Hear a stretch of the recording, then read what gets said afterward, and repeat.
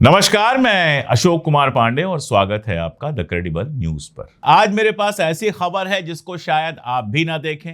आप भी 2 मिनट देखकर स्क्रॉल करके चले जाएं कि अरे यार ये कैसी खबर लेके आ गए, इसमें ना हिंदू है ना मुसलमान है, ना दंगे हैं, ना मोदी हैं, ना मिर्ची है, ना मसाला है। इस खबर को क्यों देखा जाए? लेकिन भाइयों, दोस्तों, बहनों, ये खबर आपकी जिंदगी से जुड़ी हुई है और आपके बिल्कुल करीब की खबर है।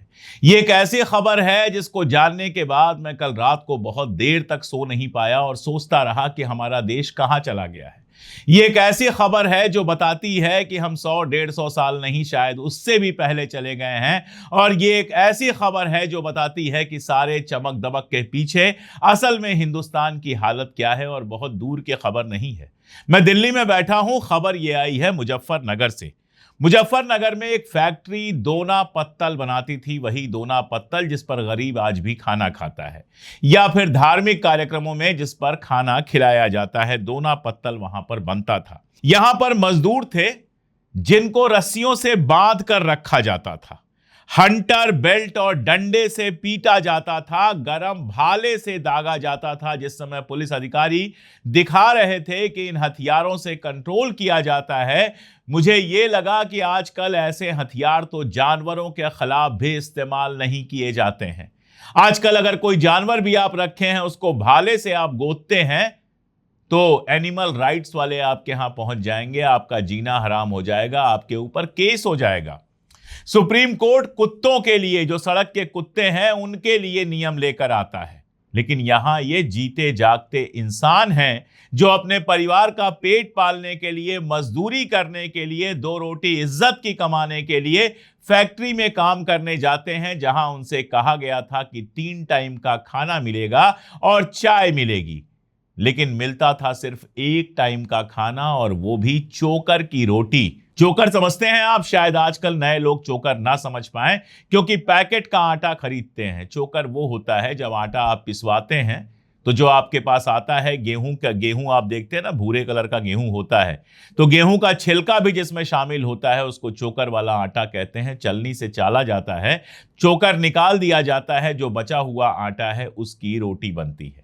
लेकिन यहां उल्टा था, आटा निकाल दिया जाता था और जो चोकर बचता था उस चोकर से इनको रोटी दी जाती थी, और साथ में खाने के लिए दिया जाता था नमक। मजदूरी की बात छोड़ दीजिए, मार पिटाई। 2 बड़े पिटबुल कुत्ते रखे हुए थे, अगर ये जरा भी हिमाकत करते, कुछ निकलने की कोशिश करते, तो उन कुत्तों को इनके ऊपर छोड़ दिया जाता।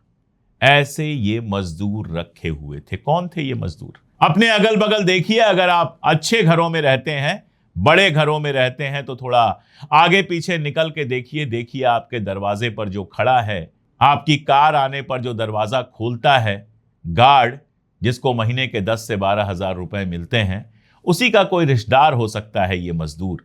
जो आपके घर में सब्जी पहुंचाने आता है, जो आपके घर में ब्लिंकिट का सामान लेकर आता है, हो सकता है ये उनके ही रिश्तेदार हो। अगर आप गांव में रहते हैं या छोटे कस्बों में रहते हैं, तब तो हो सकता है आपके अड़ोस पड़ोस का ही कोई आदमी हो। और आज जब 21वीं सदी की बात की जाती है, Modi model, Yogi model, Gujarat model, America model, जाने किसकी किसकी बात की जाती है, तो उत्तम प्रदेश जिसको कहा गया, उत्तम तो क्या ही है, उत्तर प्रदेश ही है। और कई बार तो ऐसा लगता है कि उत्तर प्रदेश भी उत्तर प्रदेश नहीं रह गया है। खैर, जहां योगी आदित्यनाथ का शासन है, वहां यह काम 3 साल तक चलता रहा। लेकिन मैं एक बात कहूं, आप जानते हैं मैं सरकार का विरोधी हूं, समर्थक नहीं हूं, लेकिन यह सिर्फ सरकार का मामला नहीं है, यह हमारे समाज का भी मामला है। मैं आगे बढ़ूंगा और सारी कई बातें मुझे करनी है। तो यहां पर 13 मजदूर जो हैं, वो 24 घंटे काम करते थे, बड़ी मुश्किल से सोने को मिलता था, और बाकी सब कुछ जो है वो मैं आपको बता चुका हूं। आप आंख बंद कीजिए, कल्पना कीजिए कि आपको रस्सियों से बांध कर रखा जाता है, 24 घंटे मजदूरी करनी होती है, पिटबुल कुत्ते होते हैं, भागने की कोशिश करने पर उनको आपके ऊपर छोड़ दिया जाता है।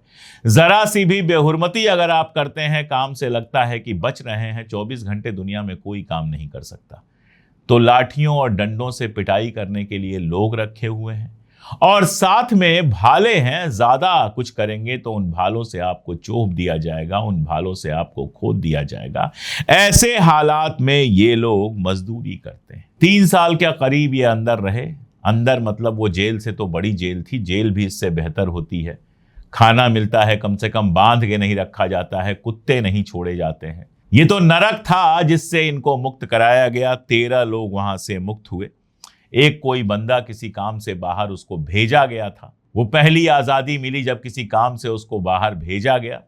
उसने जाकर पुलिस को बताया, तब ये राज खुला। और उसने जो बयान दिया है, जो वीडियो आया है, उसको आप देखेंगे तो देखते रह जाएंगे। अब आप सोचिए कि आखिर ऐसा क्यों हो रहा है, क्योंकि केवल यही नहीं है, अकेला ऐसा नहीं है कि यही मुजफ्फरनगर में एक घटना हो गई तो मैं आपके सामने ये वीडियो लेकर आ गया। इस घटना में जो मजदूर थे, अगर आप सुनेंगे, जगदीश था सीतापुर का, जिसको 11 महीने से बंधक बनाकर रखा गया था। ये कहता है बेल्ट से मारते थे, 12,000 की तनख्वाह थी, मिलती नहीं थी, रात दिन काम करवाते थे। शिवम जाटो औरैया का है, 6 महीने से बंधक था और इतनी हालत थी कि हाथ पीछे की तरफ मारकर तोड़ दिया गया है।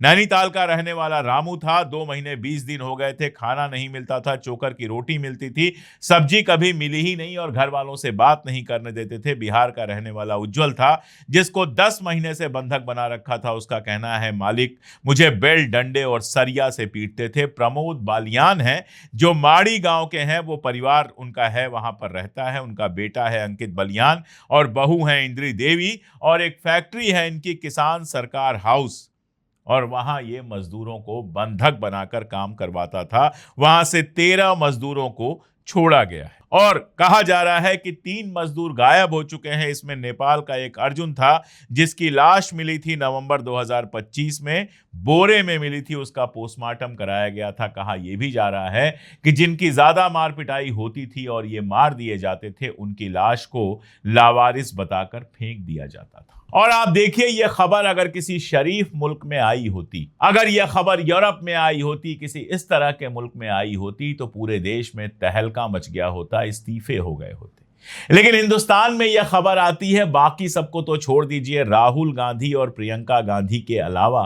मुझे कम से कम किसी और बड़े नेता का बयान नहीं दिखा। किसी मीडिया चैनल पर इस पर बहस नहीं होगी। मेरे सामने कई सारे अखबार खुले हैं, केवल द हिंदू अखबार के एक पन्ने पर 3 कॉलम की छोटी सी खबर छपी है। इसके अलावा बाकी अखबारों ने इस बात को इस लायक भी नहीं समझा कि इसको खबर बनाया जाए। इसीलिए मुझे लगा कि वीडियो चले ना चले, व्यू आए ना आए, लोग नाराज हों, लोग खुश हों, लेकिन कम से कम इस बात को मैं उठाऊं, जितने लोगों तक भी पहुंचे वो लोग कम से कम जाने तो कि इस देश में क्या हो रहा है। एक तरफ आप देखिए, बिहार से खबर आती है कि सदगुरु हैं, उन पर वीडियो बनाने पर वीडियो तुरंत ब्लॉक हो जाते हैं, कोर्ट में जाकर करोड़ों का केस कर देते हैं। बताइए, एक यूट्यूबर करोड़ों का केस कहां से लड़ेगा। खैर, वो खबर आती है कि 1 रुपए में जाने कितनी जमीन उनको दे दी गई। एक तरफ खबर आती है कि मध्य प्रदेश के मुख्यमंत्री मोहन यादव ने और उनके रिश्तेदारों ने सैकड़ों एकड़ जमीन खरीदी और वहां से सड़क निकाल दी गई। जमीन करोड़ों की हो गई, जो खाक की थी वो लाख की हो गई। एक तरफ खबर आती है कि अडानी अंबानी, इनकी संपत्ति बढ़ती ही जा रही है, इनका ग्राफ रोज ऊंचा होता जा रहा है। कहीं जमीन मिल रही है, कहीं कुछ मिल रहा है, कहीं कुछ मिल रहा है। यहां तक कि देश के लिए जो बेहद इंपॉर्टेंट हथियार बनते हैं, उनका भी ठेका इनको मिल रहा है। हर तरफ से पैसा बरस रहा है।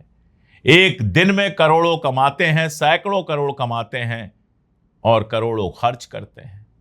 एक तरफ वो क्लास है जो खाना खाने जाता है और 20-25 हजार रुपए 3 लोग खर्च करके चल देते हैं। एक तरफ वो क्लास है जो हर 6 महीने पे अपनी कार बदल देता है। एक तरफ वो क्लास है जो गर्मी की छुट्टियां यूरोप में मनाता है, जाड़ों की छुट्टियां मनाने अफ्रीका चला जाता है। एक तरफ वो क्लास है जिसके लिए पैसे का कोई मतलब ही नहीं है, जो एक शादी में 150 करोड़ खर्च कर देता है। मैं ओमान गया हुआ था, वहां मेरे एक मित्र हैं जो कि इन्हीं सब चीज़ों में हैं, वो इवेंट ऑर्गेनाइज कराते हैं। तो उन्होंने बताया कि बहुत सारे हिंदुस्तानी रईस ओमान में आते हैं शादियां करने के लिए, जिसको आजकल डेस्टिनेशन वेडिंग कहा जाता है। मैंने ऐसे ही मजाक में पूछा कि भाई मेरी भी एक बेटी है, बताओ डेस्टिनेशन वेडिंग जो होती है वो कितने में हो जाती है। तो हंसा, बोला जो मिनिमम बजट होता है वो 5 करोड़ से शुरू होता है। मैंने कहा भाई हम तो सोच भी नहीं सकते हैं, कल्पना भी नहीं कर सकते हैं, लेकिन एक क्लास है जो 5 करोड़ की डेस्टिनेशन वेडिंग करता है और उसके बाद करोड़ों और खर्च करता होगा। एक तरफ ये क्लास है जिसको कोई दिक्कत नहीं है, जिसको किसी सरकार से कोई दिक्कत नहीं है,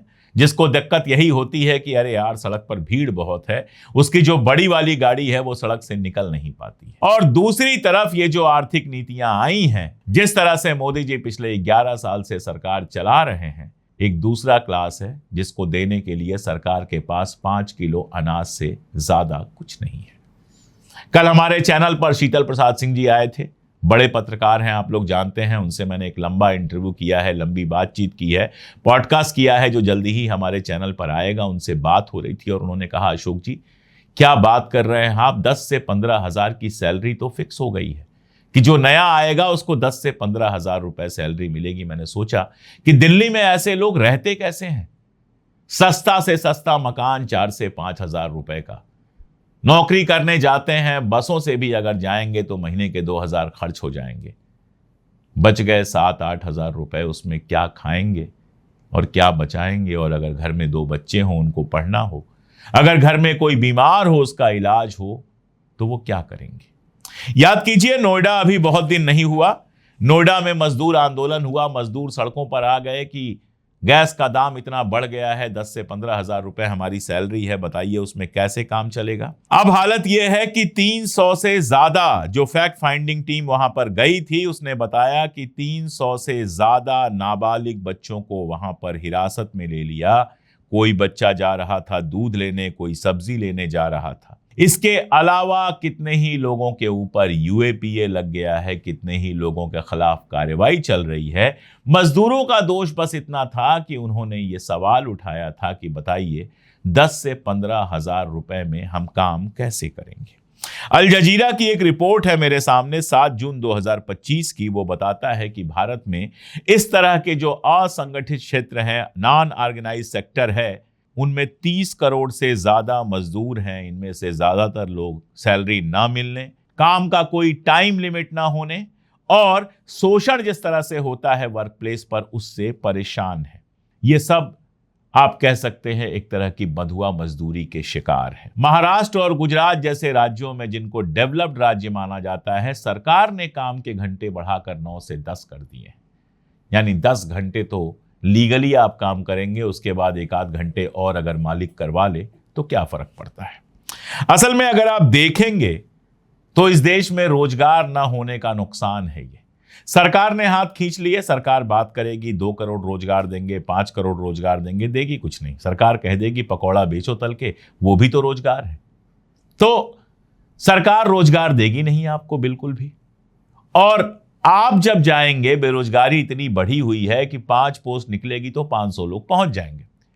फिर क्या है, फिर जब 495 एक्स्ट्रा लोग हैं, आप अगर 20,000 मांगेंगे, अगला 18 पे तैयार हो जाएगा, उसके बाद वाला 15 पे तैयार हो जाएगा, हो सकता है कोई 12 पे तैयार हो जाए। और डर ऐसा होगा कि नौकरी चली गई तो दाल रोटी कहां से आएगी, कुछ तो कुछ करना है जिंदगी चलाने के लिए, इसलिए मालिक की सारी शर्तें मानते आप चले जाएंगे। और मालिक जिसका काम सिर्फ और सिर्फ मुनाफा कमाना है, जो 100 रुपए अगर खर्च करता है तो चाहता है 1 लाख कमा ले, वो मशीन में पैसा नहीं काट सकता, बिजली का बिल पूरा देना पड़ेगा, बाकी सब करना पड़ेगा। सिर्फ एक मजदूर है जिसकी मजदूरी कितनी भी काटी जा सकती है, उसकी मजदूरी कितनी भी कम की जा सकती है।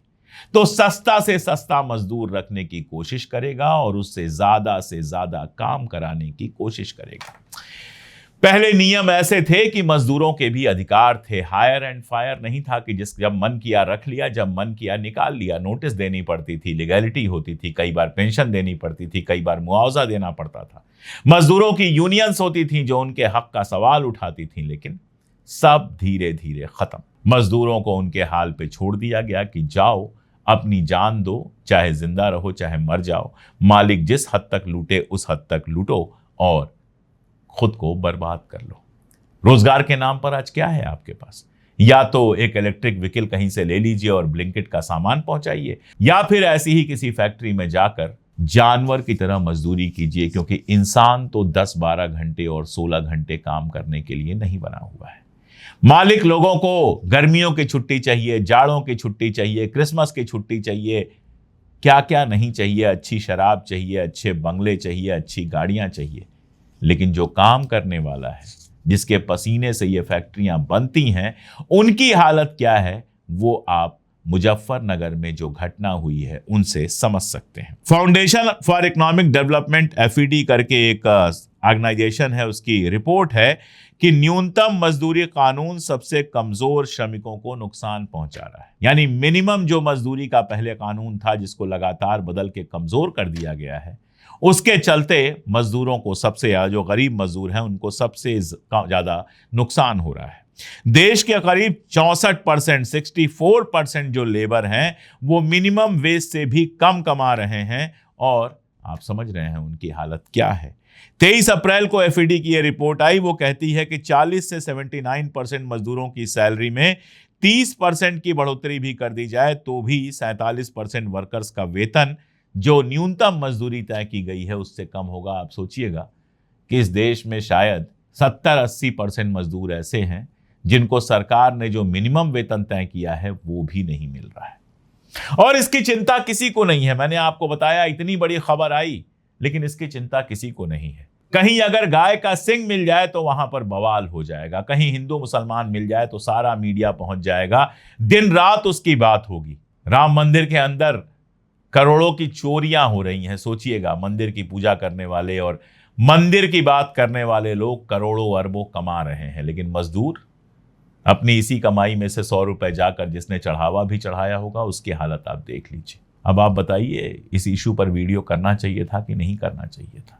और अगर हम इस इशू पर नहीं बोलेंगे तो और कौन बोलेगा? बहुत जरूरी है ऐसे मुद्दों पे बात करना, ऐसे मुद्दों को उठाना, क्योंकि हमारे देश की 70-80% आबादी ऐसी है जो बस जी रही है किसी तरह से। अगर 2 महीने नौकरी चली जाए तो दाल रोटी उसके लिए मुश्किल हो जाएगी। और ये एक ऐसी आबादी है जो लगातार डर में, खौफ में जी रही है, जो बस जिंदगी चला रही है। और जिस देश में 70-80% आबादी ऐसी हो और 1% आबादी ऐसी हो जिसके लिए करोड़ों अरबों का कोई मतलब ही ना हो, तो उस देश में जो भी हो रहा है, जितनी भी सड़कें बन जाएं, जितने भी मॉल बन जाएं, जितने भी सिनेमा हॉल बन जाएं, जितनी भी बड़ी बड़ी बातें हो जाएं, उस देश का विकास नहीं विनाश हो रहा है। आप क्या कहते हैं? कमेंट में जरूर बताइएगा। आज के लिए इतना ही, बहुत शुक्रिया।